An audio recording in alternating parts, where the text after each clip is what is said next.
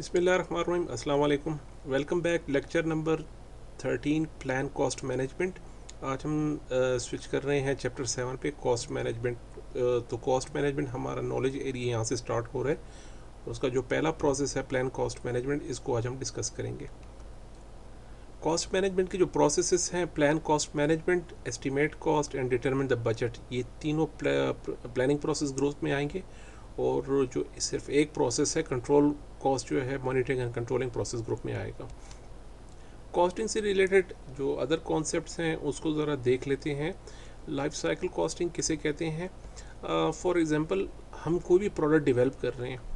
अगर आपकी सिर्फ कंसर्न प्रोजेक्ट कॉस्ट से रही, आप प्रोडक्ट कॉस्ट की जो मेंटेनेंस है हम उसको इग्नोर कर लेते हैं। हम स्टार्ट में अगर आप थोड़े से पैसे बचा के अपने प्रोजेक्ट को थोड़ी सी कह सकते हैं आपने थोड़ी बचत करके अपने प्रोजेक्ट को कंप्लीट किया, लेकिन जो प्रोडक्ट आप प्रोड्यूस करेंगे उसकी मेंटेनेंस कॉस्ट आपके क्लाइंट को काफ़ी ज़्यादा पड़े, तो ये प्रोजेक्ट भी वीक कंसिडर किया जाता है और इसे भी बिलो द स्टैंडर्ड हम करेंगे, बिलो द मार्क कंसिडर किया जाएगा। लाइफ साइकिल कॉस्टिंग ये जो प्रोडक्ट आप बना रहे हैं वो कस्टमर के प्रोस्पेक्ट से और मेंटेनेंस के प्रोस्पेक्ट से उसकी परफॉर्मेंस क्या रहेगी। तो कॉस्टिंग में हमने इस बात का भी ख्याल रखना है कि हमने सिर्फ लीस्ट कॉस्ट पे नहीं जाना, हमने जो पोस्ट डिप्लॉयमेंट जो प्रोडक्ट होगा उसके मेंटेनेंस और लाइफ साइकिल कॉस्टिंग जो है उस पर कंसिडर करना है। ये इसमें मेन पॉइंट ये है। तो अगेन रिपीट करता हूँ, जो प्रोजेक्ट की कॉस्ट है वो हमें मैटर नहीं करती, हमें जो पोस्ट डेवलपमेंट प्रोडक्ट होगा उसके मेंटेनेंस की और उसकी जो लाइफ साइकिल कॉस्टिंग है उसको हमने कंसिडर करना है। दूसरी चीज़ है वैल्यू एनालिसिस या इंजीनियरिंग एनालिसिस, एक ही वर्ड यूज़ होता है। जो आप प्रोडक्ट प्रोड्यूस करना चाह रहे हैं, find out some least costly वे।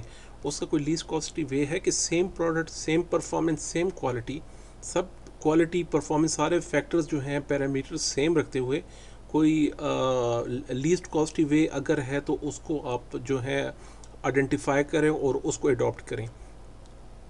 कॉस्ट रिस्क क्या होता है? ये दो तीन चीज़ों को मिला के, एक तो कॉस्ट है, एक प्रोक्योरमेंट है और रिस्क मैनेजमेंट में।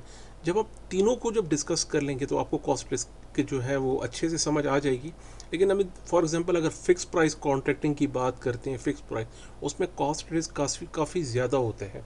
हाँ, उसमें कॉफ़ी अब उसमें बायर का होता है या सेलर का होता है, इसको मैं चाहूँगा कि प्रोक्योरमेंट में डिटेल से डिस्कस करें, इसको करेंगे। और अभी सिर्फ यहाँ पे मेंशन करना है, मेरा जो मकसद था सिर्फ मेंशन करना है। तो हम प्रोक्योरमेंट में और रिस्क मैनेजमेंट में, और जैसे मैं बार बार बताना चाह रहा हूँ और रिपीट कर रहा हूँ अपने लेक्चर्स में कि जब तक रिस्क मैनेजमेंट कंप्लीट नहीं होता हमारे ये सारे चैप्टर ओपन रहेंगे। इनके जो चैप्टर्स हैं, इनके जो अपडेट का प्रोसेस है वो जो है वो जारी रहेगा। हम रिस्क मैनेजमेंट और फिर प्रोक्योरमेंट पे जाके इसको फिनिश करेंगे। तो प्लान कॉस्ट मैनेजमेंट के इनपुट, टूल, टेक्निक और आउटपुट, इसको देख लीजिए। प्लान कॉस्ट मैनेजमेंट में करना क्या है, जो आपके पास कॉस्ट है प्रोजेक्ट की उसको आप कैसे मैनेज करेंगे, किस तरह मॉनिटरिंग एंड कंट्रोलिंग के कौन कौन से पैरामीटर्स यूज़ करेंगे, कौन कौन से जो कंट्रोल अकाउंट्स आपने यूज़ करने हैं, कौन सी टेक्निक यूज़ करनी है, वो इसी प्लान में हम मेंशन करेंगे। आप कितने इफ़ेक्टिवली बेस लाइन को मैनेज कैसे करेंगे, कॉस्ट वेरिएंस को कितने मैनेज, किस तरह उसके वर्क अराउंड्स की क्या टेक्निक्स होंगी, क्या पॉलिसी होंगी, क्या स्ट्रेटेजी क्या होगी। अगर आपकी कॉस्ट जो प्लान वैल्यू थी उससे एक्सीड कर रही है तो आप कौन से एक्शन लेंगे या आपकी पॉलिसी क्या है, आपका रिएक्शंस क्या होंगे, वो भी इसी प्लान का पार्ट होगा। प्रोजेक्ट चार्टर से हमें हाई लेवल की कॉस्टिंग की आइडिया हो जाता है। यहाँ से आपको एक इंडिकेशन मिलेगी कि हमारे पास कॉस्ट कंस्ट्रेंट्स कौन से हैं। हाई लेवल जो कॉस्टिंग है वो हमें यहाँ से पता लग जाती है। ऑर्गेनाइजेशन प्रोसेस एसेट्स में देखें, हिस्टोरिकल रिकॉर्ड है हमारे पास, ऑर्गेनाइजेशन का कोई स्टैंडर्ड्स हैं, कोई पॉलिसी है, किस फॉर्मेट को यूज़ करती है बजटिंग के लिए, तो ये हमने ऑर्गेनाइजेशन प्रोसेस एसेट से उठा लेना है। ऑर्गेनाइजेशन की फंडिंग पॉलिसीज़ क्या है, आया वो सारे जो बजट आपको दिया जा रहा है वो आया आपके पास इतना है कि आप सारे रिसोर्स को परचेज करें, या आपको इंस्टॉलमेंट में पेमेंट होगी, या आपको उनका प्रोसीजर क्या है, प्रोजेक्ट की रिसोर्स को आप कैसे फाइनेंस करेंगे। तो जो भी प्रोसीजर होगा वो हम इसी प्लान के अंदर मेंशन कर लेंगे। यानी लेटर ऑन अगर इसके रिलेटेड कोई क्वेश्चन आते हैं या कोई हमें किसी को प्रॉब्लम इशू आता है तो हम डायरेक्ट जंप करेंगे इस अपने कॉस्ट प्लान कॉस्ट मैनेजमेंट की तरफ, यहाँ पर हम आएंगे। जो हमने इंटीग्रेशन मैनेजमेंट में टेक्निक्स पढ़ी थी, net present value, return on investment, internal rate of return and पे बैक वैल्यूज़, वो हो बहुत मैटर करती है हमारे कॉस्ट मैनेजमेंट प्लान पे। वो हम देखेंगे कि हमारे जो स्पॉन्सर हैं उनका मेन कंसर्न क्या है, उनके रिटर्न ऑन इन्वेस्टमेंट पे उनका फोकस है, नेट प्रेजेंट वैल्यू को देख रहे हैं, इंटरनल रेट ऑफ रिटर्न उनको उस पर कर रहे हैं या पे बैक पीरियड पे कर रहे हैं। तो जो उनके स्ट्रेटजी, जो प्रोजेक्ट सिलेक्शन क्राइटेरिया था, उसको नज़र रखते हुए हम अपने कॉस्ट के प्लानिंग करेंगे और उससे रिलेटेड जो डिसीजन है इन सारे फैक्टर्स को मद्देनज़र रखते हुए हम करेंगे। तो ये प्रोजेक्ट मैनेजमेंट प्लान के इस पार्ट में हम कॉस्टिंग से रिलेटेड जो मेजर चीज़ें हैं वो यहाँ पर हम डॉक्यूमेंट करेंगे।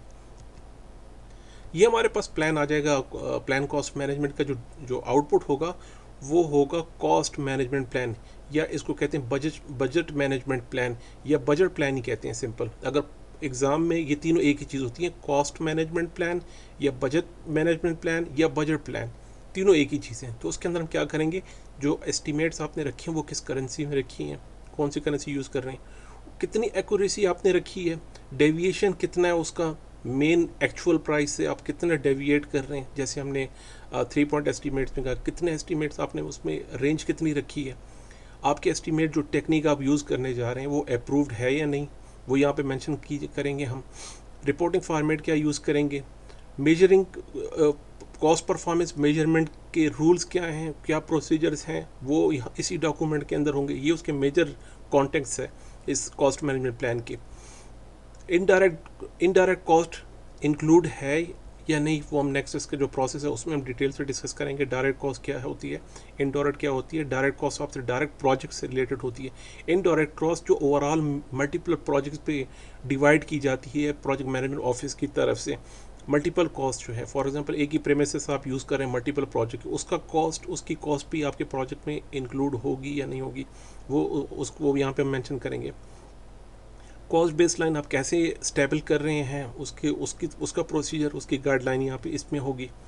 थ्रेशहोल्ड कितने डेविएशन आप बर्दाश्त कर सकते हैं अपने मेन पॉइंट से, एक्चुअल पॉइंट से कितनी डेविएशन तक हम एक्सेप्टेबल है, और उसके बाद जो है हम फ़ौरन एक्शन लेंगे उस पर। तो थ्रेशहोल्ड हम यहाँ पे डिफाइन करते हैं कॉस्ट से related. Cost control change procedure क्या होगा, वो भी इसी का पार्ट है। फंडिंग डिसीजंस कैसे ली जाएंगी, कौन कौन लेगा, किस वक्त में लेंगे हम, और किस फॉर्मेट में होगा, उसका प्रोसीजर क्या होगा, इसी डॉक्यूमेंट में हम मेंशन करते हैं। मेथड्स क्या है, कॉस्ट को डॉक्यूमेंट करने के मेथड्स क्या हैं, प्रोसीजर क्या होगा। Guideline for dealing with potential fluctuation. Definitely अगर हमने कॉस्ट डॉलर्स में रखी है तो आप देख सकते हैं आजकल डॉलर कितनी ज़्यादा फ्लैक्चुएट होती है। इसकी जो फ्लैक्चुएशन को आप कैसे मैनेज करते हैं, एक्सचेंज रेट को आप कैसे मैनेज करते हैं, उसके प्रोसीजर भी हमने यहाँ मेंशन करने हैं। अब information about cost control, cost for monitoring and control. अब कंट्रोल कॉस्ट उसको मॉनिटर एंड कंट्रोल करने के प्रोसीजर क्या होंगे, उनसे रिलेटेड जो इंफॉर्मेशन है वो भी इसी बजट प्लान का पार्ट होगी। तो ये मेन कॉन्टेक्स्ट है, ये मेन जो पॉइंट्स थी कॉस्ट मैनेजमेंट प्लान से रिलेटेड, ये हमारा आउटपुट बनता है इस प्रोसेस का, उसके ये मेन कॉन्टेक्स्ट है और मेन मेजर पॉइंट्स है। इससे रिलेटेड कोई क्वेश्चन आता है कि अगर आप इससे रिलेटेड कोई प्रॉब्लम है तो हमने किस डॉक्यूमेंट को रेफ़र करना है, तो वो होगा हमारा कॉस्ट मैनेजमेंट प्लान। तो कॉस्ट मैनेजमेंट प्लान का ये हमारा पहला प्रोसेस था, इसको हमने डिस्कस किया। नेक्स्ट, अगर आपने यहाँ से इसको समझ आ गई, और एक बात बताना चाहूँगा कि स्केजल मैनेजमेंट प्लान और cost management plan, scope, schedule and cost, ये आपस में काफ़ी इंटर रिलेटेड हैं। इनको काफ़ी फोकस करके आपने स्टडी करना है। Thank you so much, see you इंशाल्लाह नेक्स्ट लेक्चर।